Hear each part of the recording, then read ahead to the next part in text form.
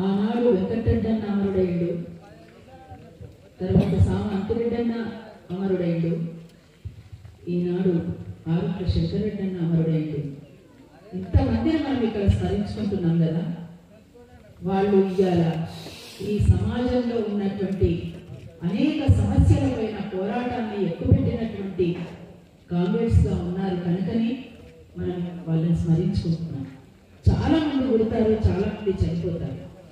కానీ సంవత్సరానికి ఒకసారి ఇంత నలుగురం గుమిగూడి వాళ్ళకి ఇంత పెడతాం, మనం ఇంత తింటాం, ఇంత వల్ల వాళ్ళకి పోతాం. కానీ ఇవాళ ఇక్కడ